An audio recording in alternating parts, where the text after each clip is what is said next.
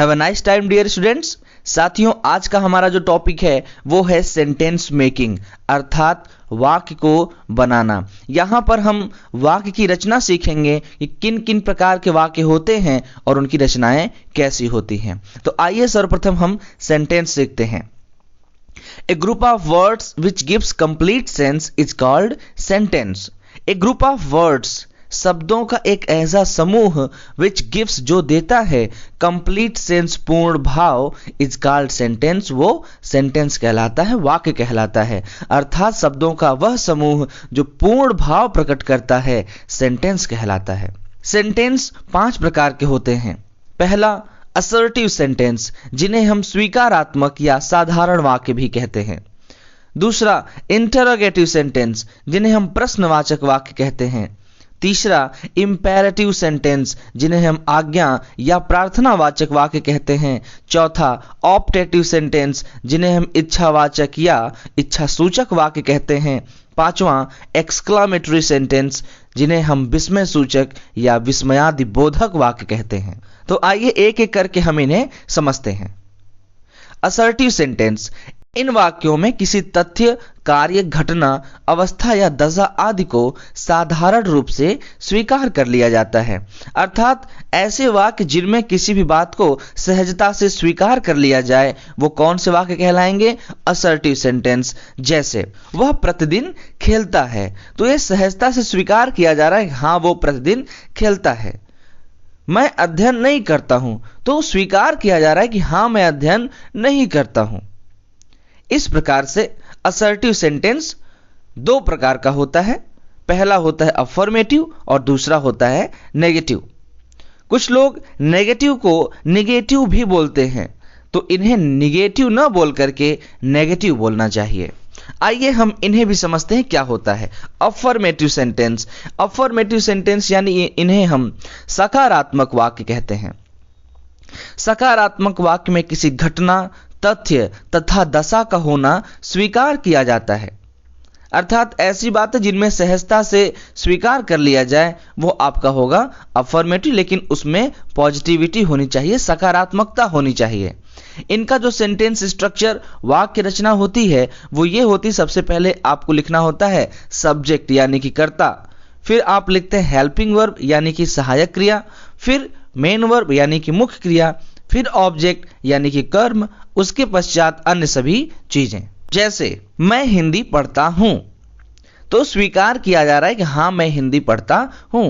तुम्हारे पास एक कलम है, तो यह भी स्वीकार किया जा रहा है। माँ ने भोजन पकाया है, यह भी स्वीकार किया जा रहा है। वह एक पत्र लिख रहा है, यह भी स्वीकार किया जा रहा है। तो जिनमें पॉजिटिव स्वीकृति हो उसे हम कहते हैं अफर्मेटिव सेंटेंस।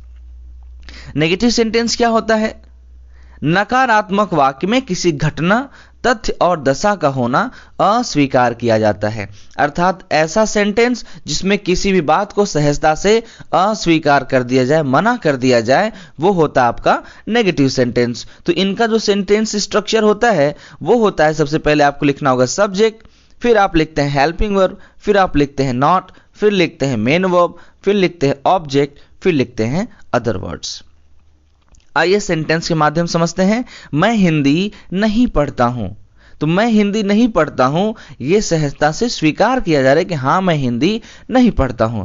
तुम्हारे पास एक कलम नहीं है, माँ ने भोजन नहीं पकाया है, वह एक पत्र नहीं लिख रहा है। तो इस प्रकार से हम सारे सेंटेंस में देख पा रहे हैं कि बात को अस्वीकार कर दिया जा रहा है। तो ऐसे सेंटेंस जिनमें बात को सहजता से अस्वीकार कर दिया जाए, उन्हें हम कहते हैं नेगेटिव सेंटेंस।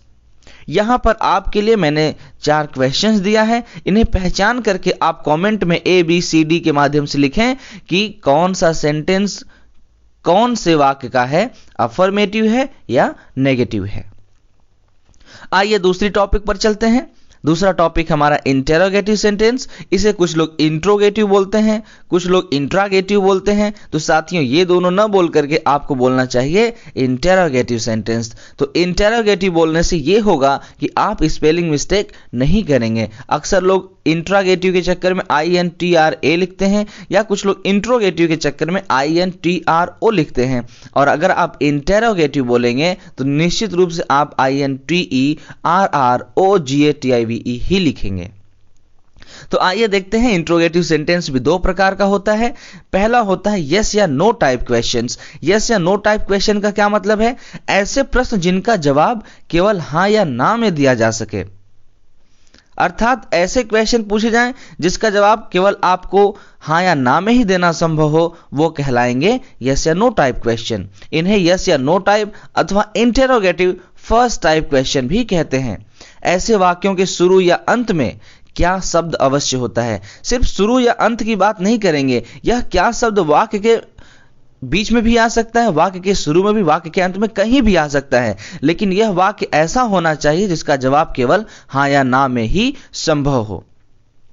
इसका स्ट्रक्चर होता है साथियों कि आपको उस वाक्य का हेल्पिंग वर्ब सबसे पहले लिखना होता है, फिर लिखते हैं आप सब्जेक्ट, फिर इन ब्रैकेट नॉट होता है। यदि वाक्य नेगेटिव रहेगा तो आप वहां पर नॉट लगाएंगे, और यदि वाक्य नेगेटिव नहीं है तो नॉट को इग्नोर करेंगे। फिर आप लिखते हैं मेन वर्ब, फिर लिखते हैं ऑब्जेक्ट, फिर लिखते हैं अदर वर्ड, और अंत में क्वेश्चन मार्क लगाना ना भूलें। आइए उदाहरण के माध्यम समझते हैं। क्या मैं हिंदी पढ़ता हूं? या इसी वाक्य को मैं कह सकता हूं कि मैं हिंदी पढ़ता हूं क्या? तो दोनों का ही जो ट्रांसलेशन होगा वो हमेशा हेल्पिंग वर्ब से ही शुरू होगा। और इनका अगर आपको जवाब देना होगा क्या मैं हिंदी पढ़ता हूं, तो या तो आप साधारणतया कह देंगे कि हाँ मैं हिंदी पढ़ता हूं, या कह देंगे नहीं मैं हिंदी नहीं पढ़ता हूं। तो इस प्रकार के वाक्य जिनका जवाब केवल हाँ या ना में संभव हो वो सभी कहलाते यस या नो टाइप क्वेश्चंस। आइए कुछ और उदाहरण देखते हैं। क्या तुम्हारे पास एक कलम नहीं है? या तो हाँ है, या तो नहीं नहीं है। तीसरा, क्या माँ ने भोजन नहीं पकाया है? तो इस प्रकार से सारे वाक्यों के जो जवाब होंगे वो या तो आप हाँ में देंगे या ना में देंगे। एक नोट है, ऐसे वाक्य जो हेल्पिंग वर्ब से शुरू होते हैं उन्हें हम क्लोज एंडेड क्वेश्चन भी कहते हैं। बी टाइप जो होता है इंट्रोगेटिव में वो होता है WH टाइप, या ऐसा कहते हैं कि इनके वाक्य के शुरू में आपको कहीं ना कहीं क्वेश्चन वर्ड अवश्य मिलेगा। तो आइए समझते हैं। ऐसे प्रश्न जिनका जवाब केवल हाँ या ना में संभव न हो उन्हें WS टाइप अथवा इंट्रोगेटिव सेकेंड टाइप क्वेश्चन कहते हैं। इन्हें WS टाइप क्वेश्चन इसलिए भी कहते हैं क्योंकि अंग्रेजी में इनकी शुरुआत ऐसे क्वेश्चन वर्ड से ही होती है जिनका प्रारंभ WH से होता है, परंतु हाउ को छोड़कर। अर्थात ऐसे वाक्य जितने भी होंगे उन सभी में हमेशा वाक्य के शुरू में आपको देखने के लिए WH ही मिलेगा। अर्थात जितने भी वर्ड्स होंगे क्वेश्चन के वो सभी क्वेश्चन वर्ड होते हैं WH से स्टार्ट, सिर्फ हाउ को छोड़ करके। जैसे व्हाट, व्हाई, व्हेन, वेयर, विच, ये सभी जो हैं ये सभी क्वेश्चन वर्ड्स की जो शुरुआत है वो हो रही है WH से, इसलिए इन्हें WH टाइप क्वेश्चन भी कहते हैं। इन्हें रीजनल क्वेश्चंस तथा ओपन एंडेड क्वेश्चन भी कहा जाता है। इन्हें रीजनल क्वेश्चन क्यों कहते हैं? क्योंकि इनका जवाब देने के लिए आपको सिर्फ हाँ या ना की जरूरत नहीं है। इनका जवाब देने के लिए आपको एक रीजन देना पड़ता है, एक तर्क देना पड़ता है, या हाँ या ना के अलावा एक अलग प्रकार से आपको जवाब देना पड़ता है। तो इनका जो सेंटेंस स्ट्रक्चर होता है वो होता है, सबसे पहले आपको क्वेश्चन वर्ड ही लिखना पड़ता है, फिर हेल्पिंग वर्ब लिखना पड़ता है, फिर सब्जेक्ट, फिर अगर नॉट की जरूरत है तो नॉट लगाएंगे, नहीं है तो इग्नोर करेंगे, फिर मेन वर्ब, फिर ऑब्जेक्ट, फिर अदर वर्ड और लास्ट में क्वेश्चन मार्क।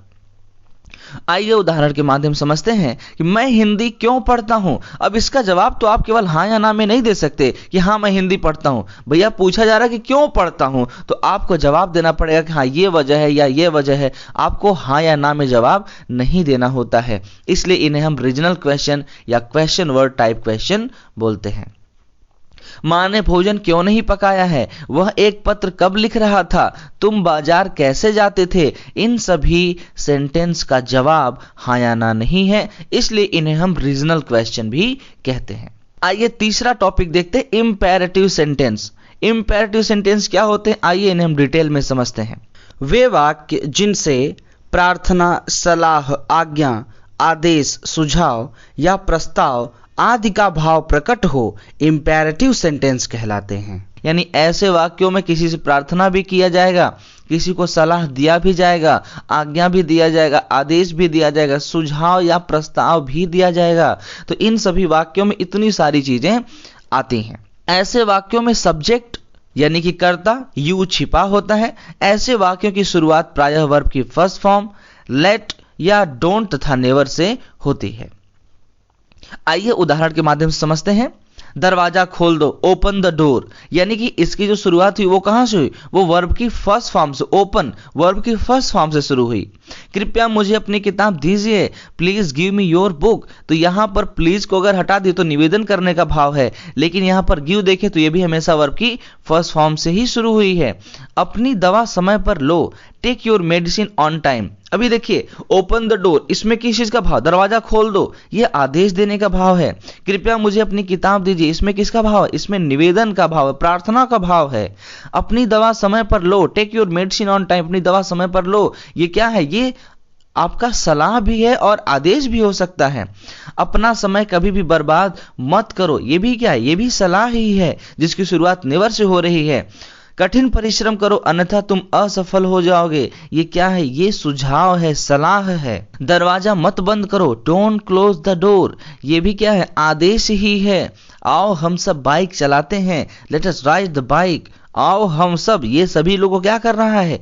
प्रस्ताव दे रहा है। तो ऐसे वाक्य जिनमें सलाह, प्रार्थना, आज्ञा, आदेश, सुझाव, ये सारी बातें आपको समझ में आएंगी, वो सारे सेंटेंस किसके होंगे? Imperative sentence. तो समझ लीजिए, ऐसे वाक्यों का स्ट्रक्चर कुछ इस प्रकार से होता है। वर्ब की फर्स्ट फॉर्म से शुरू होंगे, ये नेवर से शुरू होगा, या लेट से शुरू होगा, या डोंट से शुरू होगा।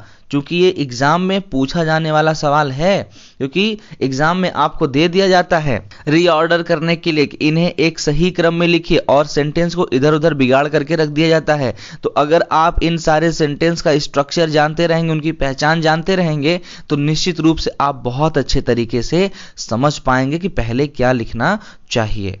चौथा सेंटेंस है ऑप्टेटिव सेंटेंस। ऑप्टेटिव ऐसे वाक्य जिनमें इच्छा या शुभ कामना, भगवान से प्रार्थना या किसी को अभिश्राप देने का भाव हो तो ऑप्टेटिव सेंटेंस कहलाते हैं।